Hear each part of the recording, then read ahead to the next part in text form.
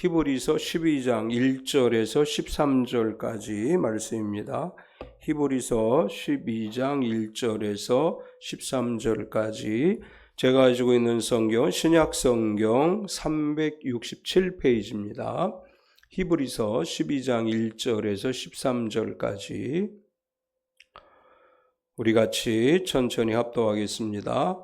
이러므로 우리에게 구름같이 둘러싼 허다한 증인들이 있으니 모든 무거운 것과 얽매이기 쉬운 죄를 벗어버리고 인내로서 우리 앞에 당한 경주를 하며 믿음의 주요 또 온전하게 하신 이 예수를 바라보자. 그는 그 앞에 있는 기쁨을 위하여 십자가를 참으사 부끄러움을 개의치 아니하시더니 하나님 보좌 우편에 앉으셨느니라. 너희가 피곤하여 낙심하지 않기 위하여 죄인들이 이같이 자기의 거역한 일을 참으신 일을 생각하라. 너희가 죄와 싸우되 아직 피 흘리기까지는 대항하지 아니하고 또 아들들에게 권하는 것 같이 너희에게 권면하신 말씀도 잊었도다. 일러스되 내 아들아 주의 징계를 경히 여기지 말며 그에게 꾸지람을 받을 때 낙심하지 말라. 주께서 그 사랑하시는 자를 징계하시고 그가 받아들이시는 아들마다 채찍질 하심이라 했으니 너희가 참음은 징계를 받기 위함이라. 하나님이 아들과 같이 너희를 대우하시나니 어찌 아버지가 징계하지 않는 아들이 있으리요. 징계는 다 받는 것이거늘 너희에게 없으면 사생자요 친아들이 아니니라. 또 우리 육신의 아버지가 우리를 징계하여도 공경하였거든 하물며 모든 영의 아버지께 더욱 복종하며 살게 하지 않겠느냐. 그들은 잠시 자기의 뜻대로 우리를 징계하였거니와 오직 하나님은 우리의 유익을 위하여 그의 거룩하심에 참여하게 하시느니라. 무릇 징계가 당시에는 즐거워 보이지 않고 슬퍼 보이나 후에 그로 말미암아 연단받은 자들은 의와 평강의 열매를 맺느니라. 그러므로 피곤한 손과 연약한 무릎을 일으켜 세우고 너희 발을 위하여 곧은 길을 만들어 저는 다리로 하여금 어그러지지 않고 고침을 받게 하라. 아멘. 우리 하나님의 사랑을 사모하는 자 찬양하시고 말씀 나누겠습니다.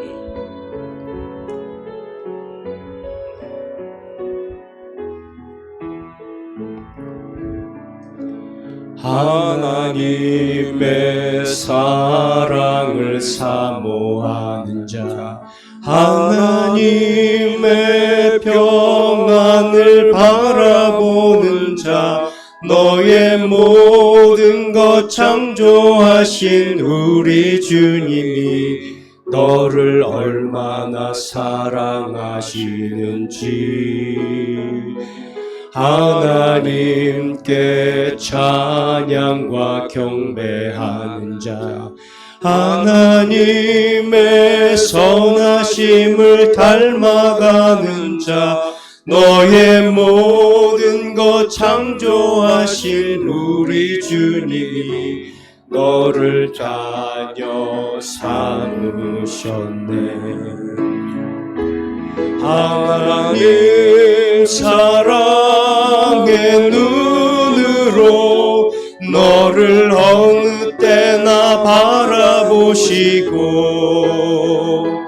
하나님 인자한 귀로서 언제나 너에게 기울이시니 어두움에 밝은 빛을 비춰주시고 너의 작은 신음에도 응답하시니 너는 어느 곳에 있든지 주를 바라고 주만 바라볼지라. 하나님 사랑의 눈으로 너를 어느 때나 바라보시고 하나님 인자한 귀로서 언제나 너의 우리에게 기울이시네.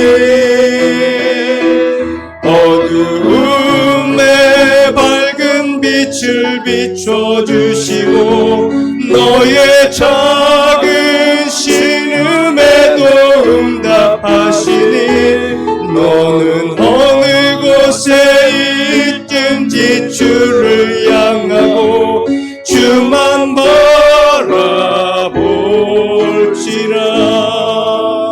주만 바라볼지라.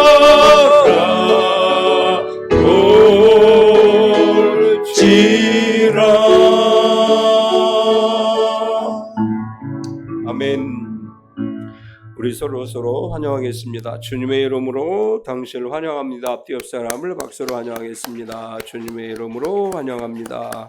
우리 서로 축복하겠습니다. 몸은 건강하게, 마음은 평안하게, 삶은 행복하게, 한 주간도 주님 안에서 건강하고 평안하고 행복한 하루하루 되시기를 축원합니다. 아멘. 주보에 있는 글 읽어드리겠습니다. 하나님을 못 믿을 때 심리학의 중요한 이론인 무드셀라 신드롬과 메뚜기 신드롬은 성경에서 이름을 딴 이론입니다. 무드셀라 신드롬은 미래가 아닌 과거에만 초점을 맞추고 살아가는 사람들이 겪는 증세입니다. 앞날이 창창한 아이들의 초점은 항상 미래에 맞춰져 있습니다. 그러나 무드셀라처럼 오래 살았다고 생각하는 어른들은 과거를 회상하고 그리워합니다. 나이와 경륜보다는 인생의 초점이 미래를 향하고 있는가, 과거를 향해 있는가가 중요한 포인트입니다. 메뚜기 신드롬은 가나안 정탐을 다녀온 정탐꾼들이 자신들을 메뚜기 같은 초라한 존재로 여긴 것에서 생긴 신드롬입니다. 어떤 일을 두고 무조건적으로 나는 그 일을 할 수 없다고 스스로를 작게 여기는 이 사람들이 이 증후군을 겪는 것입니다. 심리학적인 원인을 떠나 성경적으로 바라볼 때 두 신드롬은 하나님을 믿지 못할 때 일어난다는 공통점이 있습니다. 하나님을 믿는다고 고백은 하지만 그 능력을 믿지 않는 사람들은 자신은 미약하다고 여기며 하나님이 허락하신 미래보다 지나온 과거의 미련을 갖습니다. 지금 우리는 어떻습니까? 하나님을 정말로 믿고 있습니까? 믿고 있다고 고백을 하면서 마음 깊은 곳에 혹시 모를 의심의 씨앗이 심겨 있지는 않습니까? 노아처럼 하나님의 약속을 믿고 여호수아와 갈렙처럼 주신 비전을 향해 도전하는 정말로 믿는 그리스도인이 되십시오. 주님을 믿는다고 고백할 때 주님의 능력도 믿게 하소서. 아멘. 무드셀라 신드롬은 오늘날은 라떼라고 이야기하죠. 딱 맞는 얘기 같아요. 우리가 이 무드셀라는 장수한 사람이지만 우리의 신앙이 자꾸 과거로 돌아가려고 해서 우리의 생각이 자꾸 과거로 돌아가서 머물러서는 안 된다. 또 메뚜기 유재석 생각이 나죠. 이 메뚜기 신드롬은 나 자신은 메뚜기 같은 존재이기 때문에 가나안에 들어갈 수 없다. 근데 그 상황 속에서 갈렙과 여호수아는 그들은 우리의 먹이다 이렇게 이야기를 했습니다. 우리에게 가져야 될 신앙이 있다면 저들은 우리의 먹이다. 이런 신앙이 우리에게 필요합니다. 우리에게 어떤 상황이 오더라도 하나님 우리에게 함께 하신다는 믿음을 가지고 주님을 바라보며 미래를 향해 나아가는 삶이 되어야 될 줄 믿습니다. 인생을 종종 마라톤에 비유를 하죠. 우리가 알고 있는 마라톤은 42.19km를 달리는 것입니다. 운동을 많이 한 사람들은 운동을 많이 안 한 사람들은 2, 3km도 달리기 매우 힘들어 하죠. 2, 3km 그럼 이거 별거 아닌 것 같아 이렇게 생각하지만 막상 달리기 시작하면 2, 3km도 달리기가 어려워요. 운동을 많이 한 사람과 운동을 많이 하지 않은 사람의 차이점은 뭐냐 하면 달리기를 할 때 운동을 많이 한 사람은 그렇지 않지만 운동을 많이 하지 않는 사람은 숨이 턱까지 차오르는 것을 느끼고 너무 힘들어서 포기해야 되겠다 이렇게 생각하고 1km도 못 가서 걸어가는 것을 보게 돼요. 요즘 TV에서 그 마라톤에 대한 그 이제 션하고 또 누구야 이 축구하는 이 누구지 이영표 그분들이 이제 사람들을 데리고 마라톤 하는 거를 보여주는데 정말 못 뛰더라고요. 조금만 뛰다가 다 지쳐버려요. 우리 인생이라고 하는 것도 마라톤이라고 비유를 할 수 있죠. 우리가 태어나서 주님을 만날 때까지 내가 원하든 원하지 않든 우린 지금 마라톤을 하고 있는 거예요. 이 마라톤이라고 하는 것은 결코 포기할 수 없는 것이고 주님 만나는 날까지 이루어지는 것이고 신앙생활도 마찬가지죠. 우리가 신앙생활을 할 때 성경은 종종 이렇게 비유를 해요. 경주하는 것이다 이렇게 말씀을 해요. 오늘 본문에서도 경주라고 하는 표현을 썼어요. 근데 오늘 본문에 기록되어진 경주라고 하는 헬라어의 의미는 싸움이라고 하는 뜻을 가지고 있어요. 일반적으로는 우리가 다 같은 달리기라는 것으로 해석을 하는데 여기 사도 바울은 특별히 우리 믿음 생활하는 것은 무엇과 같으냐? 달리기를 하는 것과 같다 이렇게 얘기를 해요. 빌립보서 3장 12절을 보면 내가 이미 얻었다 함도 아니요 온전히 이루었다 함도 아니라 오직 내가 그리스도 예수께 잡힌 바 된 그것을 잡으려고 달려가노라 이렇게 말하죠. 빌립보서 3장 14절에도 이렇게 얘기합니다. 표대를 향하여 그리스도 예수 안에서 하나님이 위에서 부르신 부름의 상을 위하여 달려가노라. 또 디모데후서 4장 7절에 나는 선한 싸움을 싸우고 나의 달려갈 길을 마치고 믿음을 지켰으니 바울은 우리의 신앙생활은 달려가는 것이다 이렇게 묘사를 했어요. 우리가 믿음으로 살아가는 것은 바울이 이야기한 것처럼 경주하는 것, 달려가는 것이라고 말할 수 있는데 오늘 히브리서에서도 같은 의미로 이야기를 합니다. 오늘 1절의 말씀을 보면 이렇게 이야기해요. 이러므로 우리에게 구름같이 둘러싼 허다한 증인들이 있으니 모든 무거운 것과 얽매이기 쉬운 죄를 벗어버리고 인내로서 우리 앞에 당한 경주를 하며 이것은 고대 로마의 원형 경기장을 연상하죠. 원형 경기장 안에 그 좌석에 많은 사람들이 앉아서 경기장 안에서 선수들이 경기하는 모습을 지켜보는 것을 연상하게 하는 구절이죠. 이제 여기서 히브리서 저자는 이렇게 이야기를 합니다. 우리가 믿음의 경주를 할 때 수많은 믿음의 선배들이 이것을 허다한 증인이라고 표현했어요. 허다한 증인들이 우리의 믿음의 경주를 지켜보고 응원하고 있다. 그러면 이 허다한 증인들은 누구를 이야기하느냐? 히브리서 11장에 나오는 믿음의 사람들을 이야기하죠. 우리가 히브리서 11장을 믿음의 장이라고 얘기를 해요. 믿음의 장에 믿음에 관한 이야기를 쭉 하고 나서 12장 1절에 와서 그 허다한 증인들, 믿음의 사람들이 오늘 시대를 살아가는 그리스도인들의 믿음의 경주를 보면서 격려하고 있다. 이런 뜻입니다. 믿음의 선배들이 우리의 신앙생활을 격려하고 위로하고 있습니다. 이제 1절에서 믿음의 경주를 하는 사람들은 어떤 모습으로 경주를 해야 되는지를 이야기하는데 무거운 것과 얽매이기 쉬운 죄를 벗어버리라 이렇게 말을 하죠. 마라톤 선수들이 마라톤을 할 때 등에 짐을 지고 달리는 선수는 없습니다.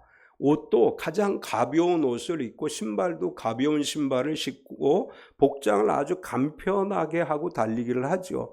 우리가 믿음의 경주를 할 때 이 무거운 것들을 다 벗어버려야 되는데 무거운 것이라고 표현되어진 이 말 속에는 우리가 경주를 함에 있어서 장애가 되는 모든 것들을 벗어버리라고 하는 것인데 지나친 세상일에 대한 걱정, 물질에 대한 집착, 내 안에서 끊임없이 생기는 욕심 같은 것들을 무거운 짐이라고 할 수 있습니다. 마라톤 선수가 달리기를 시작하면서 머릿속으로 내가 오늘 집에다가 가스레인지 켜놓고 온 것 같은데 이렇게 생각하고 달리지 못하죠. 어떡하지? 내가 지금 직장에 이 새로운 직장에 들어가야 되는데 내가 지금 원서를 냈는데 어떡하지? 뭐 이런 생각을 하고 달리는 선수는 아무도 없을 거예요. 다 잊어버리고 그냥 목표를 향해서 그냥 달려가는 거예요. 우리가 믿음 생활할 때 예배할 때도 마찬가지죠. 마음속에 근심과 걱정과 염려, 세상 일에 대한 거 가지고 계속해서 찬송하는데도 머릿속에서 떠나지 않고 말씀을 듣는 데서 떠나지 않으면 우리가 온전한 예배를 드릴 수 없지요. 신앙생활하는 성도들은 주님이 이렇게 말씀하셨어요. 수고하고 무거운 짐진 자들아 다 내게로 오라. 내가 너희를 쉬게 하리라. 우리가 가지고 있는 세상의 짐들을 다 벗어놓고 믿음의 경주를 해야 됩니다. 그 다음에 얽매기 쉬운 죄라고 하는 것은 우리가 자주 넘어지게 하는 죄, 또 끊임없이 우리의 마음을 유혹하고 있는 죄에 대한 유혹들을 다 벗어버리라 라고 하는 것이고, 또 믿음의 경주를 함에 있어서 중요한 것은 인내가 필요하죠. 단거리 100m, 200m를 달리는 것이 아니라 49.19km를 달린다고 했을 때 그 가운데 고통의 시간들이 있어요. 달리다가 중간에 포기하고 싶은 마음이 들 정도로 힘든 시간들이 있습니다. 믿음의 경주를 함에 있어서 때로는 우리가 지치기도 해요. 쓰러질 것 같은 어려움을 겪기도 해요. 이럴 때 뭐가 필요하냐? 인내가 필요하죠. 신앙생활에서 인내가 필요해요. 항상 매일 나에게 좋은 일이 있는 건 아니에요. 매일매일 나에게 고난도 있고 시련도 있고 역경도 있습니다. 달리기 하는 선수가 달릴 때 힘든 것처럼 우리의 믿음의 경주를 하며 우리가 힘든 과정들을 겪을 수 있습니다. 그럴 때마다 예수님을 생각하며 인내하라 이렇게 말씀하시는 것이고, 그리고 최종적으로 목표가 분명해야 되죠. 마라톤을 하는 선수들이 최종 도착지가 어딘지 모르고 아무리 잘 뛰어봐야 소용없죠. 분명한 목표를 알아야 돼요. 어디로 가야 되는지, 어떤 코스로 가야 되는지를 분명하게 알고 그 목적지를 향해 달려갈 때 비로소 상급을 받게 됩니다. 우리의 믿음의 경주는 무엇을 향해서 가야 되느냐? 오늘 히브리서 저자는 예수님을 바라보며 가는 것이다. 예수님이 우리 인생의 최종 목적지다. 우리가 믿음의 경주를 함에 있어서 가야 될 곳은 예수님이 계신 그곳이고 예수님 앞에 서는 것이 우리가 해야 될 일이다. 이렇게 설명을 합니다.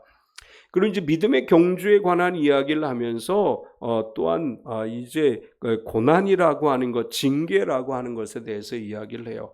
마라톤이라고 하는 마라톤을 한다고 하는 것은 어떤 면에서 보면 육체적 징계라고 할 수 있죠. 이 징계라고 하는 표현을 쓰면서 우리가 어떤 어려움을 당하더라도 믿음의 경주를 하는 성도로서 잘 견디어내야 한다. 그리고 마지막으로 이렇게 얘기합니다. 고침을 받게 하라. 손과 연약한 무릎을 고침을 받게 하고 그 새 힘을 얻어서 일어서게 하신 하나님의 은혜를 누려라. 이제 이것이 오늘 12장 1절에서 13절까지 말씀 안에 기록되어진 내용입니다. 오늘 이 말씀들을 중심으로 해서 예수님을 바라보자라는 제목으로 말씀을 나누려고 하는데, 우리가 바라보아야 될 예수님은 어떤 분이신가를 먼저 이야기합니다. 우리의 최종 목적지가 예수님이라고 할 때, 우리의 표대가 예수님이라고 할 때 우리가 바라보고 따라가야 될 예수님은 어떤 분이라고 소개하고 있느냐 하면, 여기서 믿음의 주요 온전하게 하시는 분이시다 이렇게 소개를 해요. 2절을 보면 믿음의 주요 또 온전하게 하시는 이인 예수를 바라보자. 그는 그 앞에 있는 기쁨을 위하여 십자가를 참으사 부끄러움을 개의치 아니하시더니 하나님 보좌 우편에 앉으셨느니라. 여기서 믿음의 주라고 하는 단어를 썼는데, 여기서 사용되어진 주라고 하는 단어의 헬라어는 아르케콘이라고 하는 단어를 써요. 일반적으로 헬라어로 주님이라고 얘기할 때는 퀴리오스라고 하는 단어를 쓰는데, 여기서는 퀴리오스를 쓰지 않고 아르케곤이라고 하는 단어를 썼어요. 이 아르케곤이라고 하는 단어는 어떤 의미가 있느냐? 시작하게 하다 또는 선구자라고 하는 뜻을 갖습니다. 그러니까 믿음의 주라고 하는 이 헬라어의 의미가 뭐냐 하면 우리의 믿음의 시작이 되신 분이라고 하는 뜻이에요. 우리로 하여금 믿음으로 살게 하신 분이라고 하는 뜻이에요. 우리가 믿음을 갖게 된 것은 결국 예수님의 부르심에 의해서 우리가 믿음을 갖게 된 것이죠. 그래서 믿음의 주요라고 했을 때 이 말이 갖고 있는 헬라어의 의미는 우리가 예수님으로 인해 믿음을 갖게 됐고 우리의 믿음의 시작은 예수님이다 이런 뜻이고, 그 다음에 온전하게 하시는 이라고 하는 뜻은 끝까지 우리의 믿음을 완성해 주시는 분, 이제 온전하다라고 하는 말은 완성되다 하는 의미를 갖습니다. 우리가 신앙생활 하다 보면 아까 우리 조태진 안집사님 기도할 때 교회를 떠난 청년들을 위한 기도도 했어요. 왜 교회를 떠날까요? 여러 가지 어려운 과정들을 겪기도 하고 상처를 받기도 하고 때로는 믿음이 흔들려서 교회를 떠나게 되죠.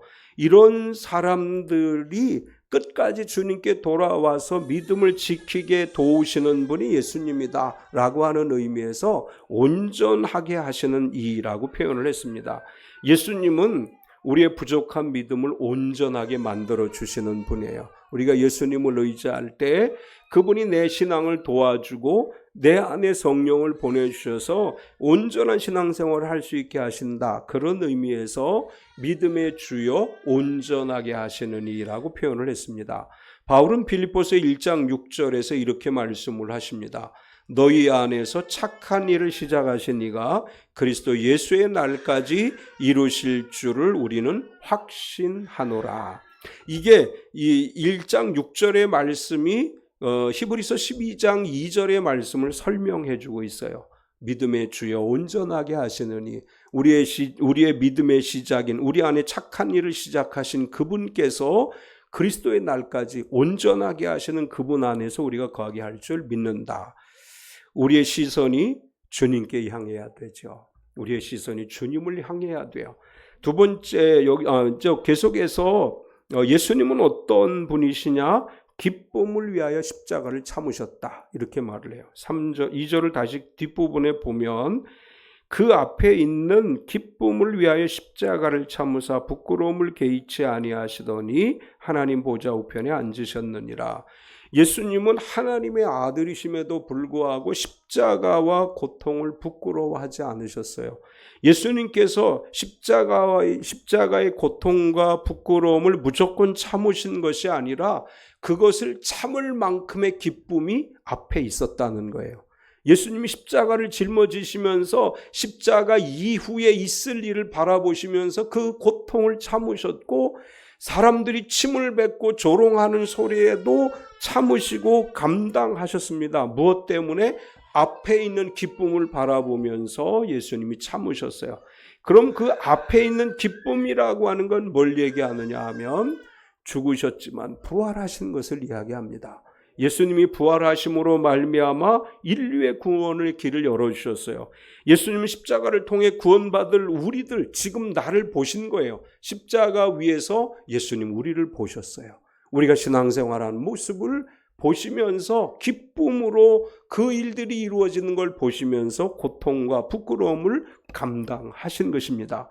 또한 죽으심으로 끝나지 않고 영광스러운 부활이 있음으로 인해서 하나님 나라가 회복되어질 것을 보셨기 때문에요. 우리 안에 예수 그리스도를 믿는 믿음이 있으면 내 안에 하나님 나라가 이미 이루어지는 줄 믿습니다.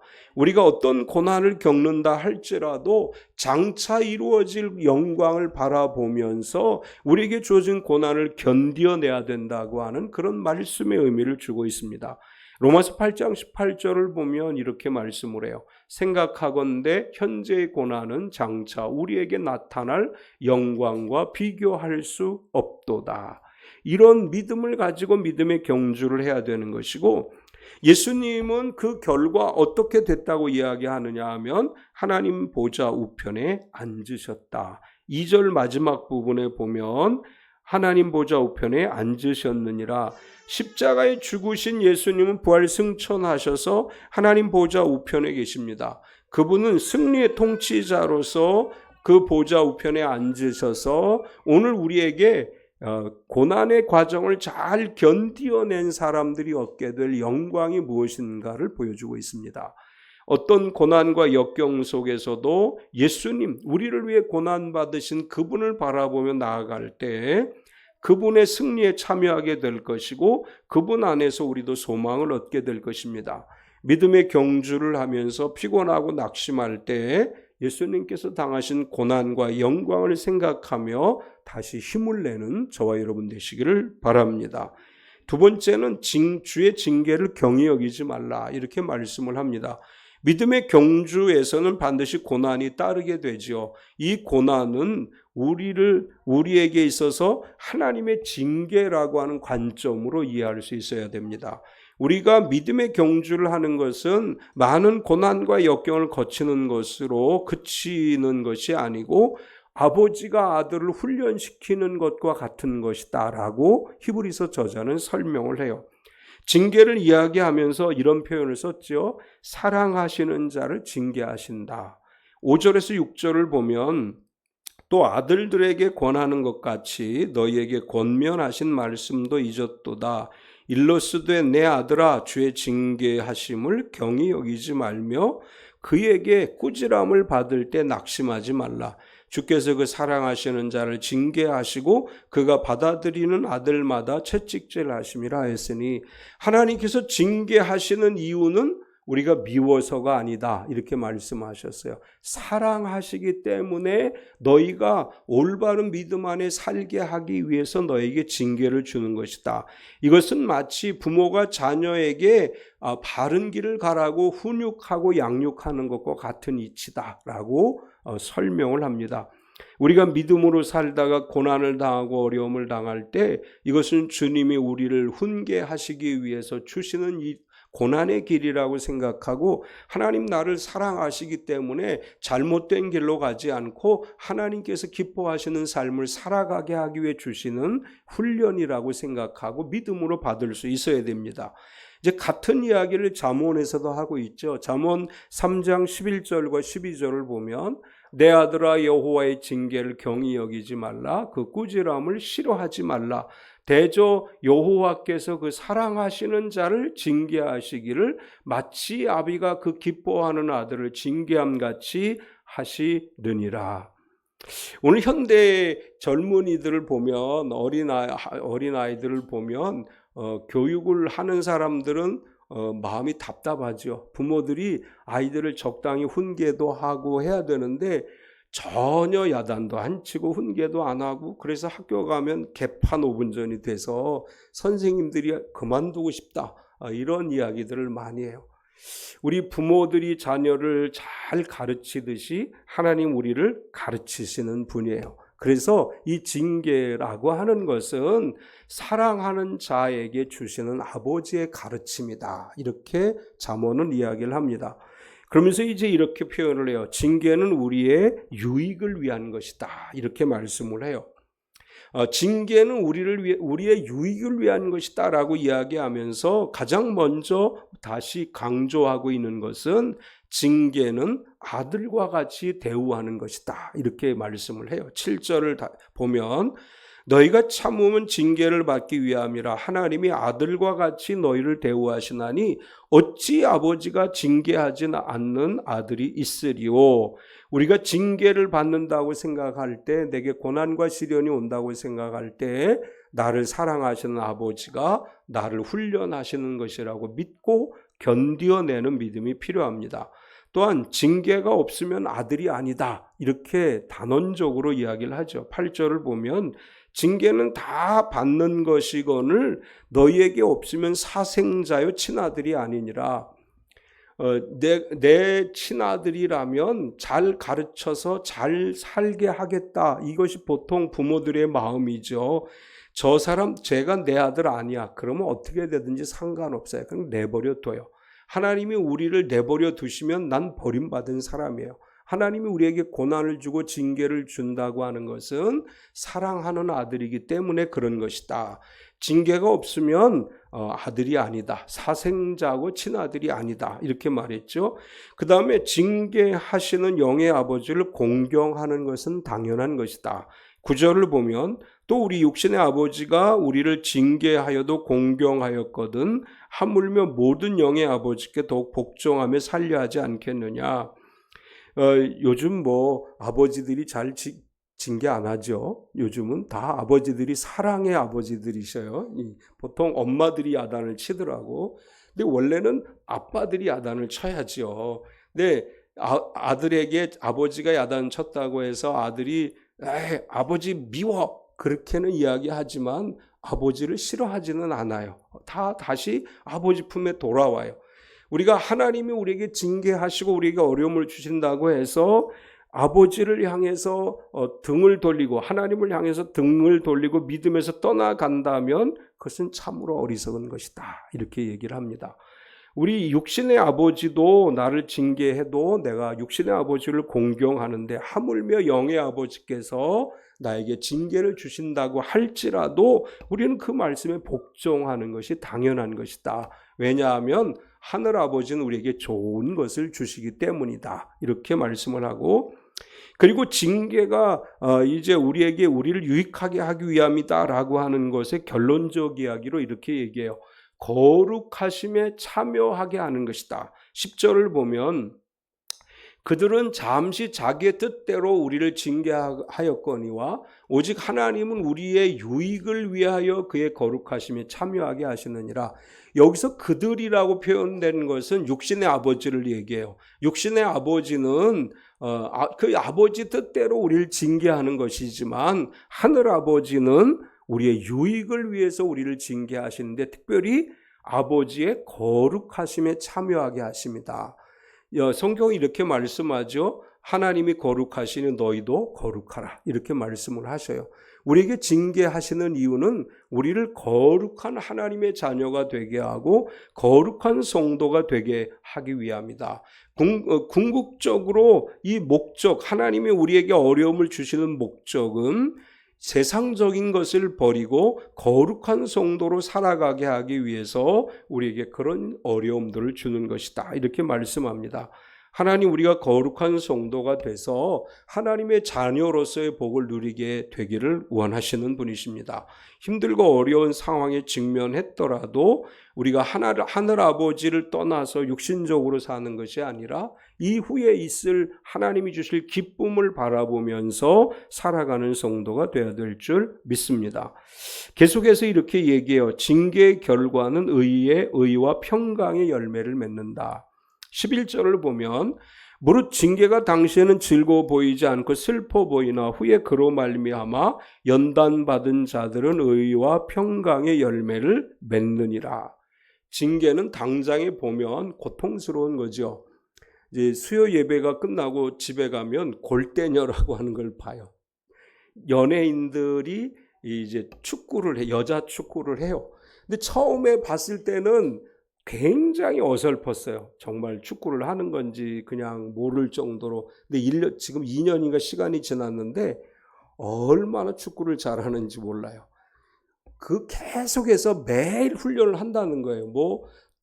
팔이 골키퍼 하던 선수는 손가락 골절이 있기도 하고, 선수들 무릎 관절이 나가기도 하고, 막 그런 과정을 거치는데, 한 2년 동안 성실하게 운동을 한 선수들은 마치 축구선수 같이 운동을 해요. 이게 신앙의 원리도 마찬가지예요. 하나님 우리에게 아무런 어려움도 주지 않으면 우린 그냥 젖먹는 어린아이 신앙에 머물러 있어요. 그런데 하나님 계속해서 우리를 훈련하고 연단하시기 때문에 우린 점점 성장하게 돼서 의와 평강의 열매를 맺게 된다. 의라고 하는 것은 하나님 앞에 온전하게 되는 것이고, 평강은 하나님을 내 아버지로 모심으로 인해서 하나님과 나의 관계가 화목의 관계가 돼서 하나님이 주시는 하늘의 평화를 누린다고 하는 것입니다. 우리가 하나님과의 관계 회복을 통해서 평강의 열매를 맺고 하나님이 주시는 은혜를 누리는 성도로 살아가는 삶을 살게 될 줄로 믿습니다. 마지막 세 번째로 고침을 받으라고 해요. 믿음의 경주를 하다 보면 때때로 넘어져 다치기도 하고 지쳐 쓰러지기도 합니다. 하나님은 그런 우리들을 버려두지 않으시고 다시 일으켜 세워주셔요. 우리가 하나님을 아버지로 섬김으로 인해서 징계를 당하기도 하고 힘들고 어려울 때도 있고, 믿음의 경주를 할 때 도저히 감당하기 어려운 과정이 있을 수도 있지만 하나님이 우리에게 이렇게 말씀하셔요. 너희 피곤한 손과 연약한 무릎을 일으켜 세우라. 12절을 보면 그러므로 피곤한 손과 연약한 무릎을 일으켜 세우고, 피곤한 손과 연약한 무릎은 믿음의 경주를 하면서 다치거나 상처 나거나 이런 것들을 이야기하고, 또한 한마디로 얘기하면 낙심해 있는 우리의 모습을 이야기합니다. 손과 무릎은 일을 위해서 반드시 필요하죠. 우리 신앙생활을 하는데 손과 무릎은 필요해요. 그러면 어떻게 피곤한 손과 연약한 무릎을 이렇게 세울 수 있느냐? 여기서 히브리서 저자가 우리에게 암시하고 있는 것은 너의 연약한 손을 들어 기도하고 너의 무릎을 꿇어 하나님을 예배하고 그럴 때 너의 연약한 손이 힘을 얻게 될 것이고 너의 무릎이 힘을 얻어 다시 일어나게 될 것이다. 이런 의미로 말씀하셨습니다.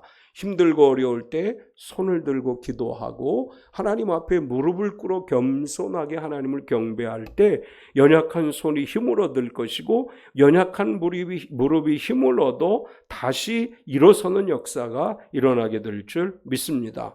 이것과 같은 말씀을 이사야 35장 3절에서 했는데 너희는 약한 손을 강하게 하며 떨리는 무릎을 굳게 하며 라고 말씀을 했어요. 이어서 이렇게 얘기합니다. 곧은 길을 만들라. 13절을 보면 너희 발을 위하여 곧은 길을 만들어 저는 다리로 하여금 어그러지지 않고 고침을 받게 하라. 지치고 약해진 다리로 무작정 경주를 계속할 수는 없습니다. 제가 계속해서 산에 올라가는데 겨울에 눈 있는 산에 올라가다가 넘어져서 다쳤었어요. 그래서 이제 그렇게 위험한 데는 안 가고 있는데 이 다친 상태에서는 갈 수가 없더라고요. 다친 상태에서는 산에 올라간다거나 이렇게 운동을 하는 것이 힘들어요. 그래서 이제 병원에 가서 치료를 받고 이제 회복돼서 다시 산에 올라가고 있는데 이런 과정을 영적으로도 우리에게 주신다는 거예요. 우리가 신앙적으로 힘들고 지쳐 쓰러질 때 하나님이 야 일어서 너 왜 그러고 있어? 너 안 일어설 거야? 경주 안 할 거야? 너 내가 주는 징계 안 받을 거야? 라고 말씀하시는 것이 아니고 우리가 다시 일어설 수 있도록 하나님이 힘을 주신다고 하는 거예요. 그런데 뭐라고 표현했느냐 하면 곧은 길을 만들라 이렇게 말씀을 하셨어요. 이 곧은 길은 우리가 곧은 길을 만든다고 하는 그 하나님 왜 우리가 지금 힘들어 죽겠는데 또 일어나서 길을 만들라고 하십니까? 라고 우리가 생각할 수 있는데 이 곧은 길을 만든다고 하는 것은 말씀과 기도로 나를 재정비하라는 뜻이에요. 우리가 힘들고 어려울 때 그냥 투덜거리고 주저앉아 있고 낙심하고 실망하면 다시는 못 일어나요. 우리가 스스로 일어나야 돼요. 내가 일어나서 나의 믿음의 길을 만들어야 되는데 그 믿음의 길, 곧은 길은 어떻게 만들 수 있느냐? 말씀과 기도로 내 삶을 재정비하고 영적 질서를 바로 잡을 때 말씀이 내 안에 길이 되고 말씀이 나와 함께하고 기도로 주님과 동행하게 되고 성령이 우리 안에 오셔서 우리의 발걸음을 인도해 주시는 것, 이것이 바로 곧은 길을 만드는 거예요. 우리가 스스로 기도와 말씀과 성령 안에서 우리 믿음의 곧은 길을 만들 때 우리가 그 길로 힘차게 전진하고 나아가서 하나님 앞에 이르게 될 줄로 믿습니다. 또한 여기서 히브리서 저자가 우리에게 이야기하고 있는 것에는 이런 의미가 있습니다. 길을 곧게 한다는 것은 나만을 위한 것이 아니고 내 뒤를 따라오는 믿음의 후배들에게 그 길을 가르쳐 주는 것을 의미하는 것입니다. 우리가 길을 만든다고 할 때 그 길은 나를 위한 길이기도 하지만 내 뒤에 오는 믿음의 후배들을 위해서, 믿음이 연약한 사람들을 위해서 우리도 그 길을 만드는 것이고 내가 간 그 길을 다른 사람들이 따라오도록 만드는 역할을 하는 것이다. 이렇게 말할 수 있습니다. 우리가 힘들고 어려운 삶을 살아가게 될 때가 있습니다. 그럼에도 불구하고 나의 최종 목표이신 예수님을 바라보고 어떠한 고난 속에서도 어떠한 징계 같은 어려움을 겪을 때에도 낙심하지 말고 피곤하고 연약해진 무릎과 팔을 다시 고침을 받아 힘을 얻고 우리의 믿음의 경주에 최선을 다할 때 허다한 증인들이 우리를 격려하고 있어요. 천군 천사들이 우리를 향해 박수를 치며 우리를 격려하고 위로하고 있는 줄 믿습니다. 우리의 시선을 주님께로 향하십시다. 그분의 십자가를 바라보고 죄악의 짐과 무거운 짐은 다 벗어놓고 주님의 사랑을 의지하며 끝까지 면류관을 얻을 때까지 최선의 경주를 하는 저와 여러분 되시기를 축원합니다. 참 좋으신 하나님 감사합니다. 우리가 주님만 바라보고 의지하며 살아가는 삶이 되게 하여 주시옵소서. 풍랑이 있는 바다에서 걸어오시는 예수님을 바라본 베드로가 예수님의 말씀을 듣고 물을 가다가 바람을 봄에 빠졌습니다. 우리가 세상을 향해 눈을 돌릴 때 빠지게 되고 위험을 느끼게 되고 절망하게 됩니다. 우리의 시선을 부활하신 주님께 두게 하시고 우리의 시선을 오직 하나님을 바라보는 시선으로 살아가는 삶이 되게 하여 주시옵소서. 사랑하는 하나님, 우리 참비 성도들 가운데 지금 고난의 시간을 보내는 성도들이 있습니다. 사랑하는 주님께서 이 고난의 시간을 잘 견뎌내도록 은혜를 베풀어 주시되 돕는 영을 보내주시고 돕는 사람들을 만나게 하셔서 이 시련과 어려움이 감사와 기쁨이 되게 하여 주시옵소서. 육신의 질병으로 어려움 겪는 우리 성도들과 가족들을 이 시간 주님의 피 묻은 손으로 안수하셔서 나사렛 예수 그리스도 이름으로 강건케 하시고 모든 질병이 치유되어 회복되는 역사가 일어나게 하여 주시옵소서. 예수님의 이름으로 기도드리옵나이다. 아멘.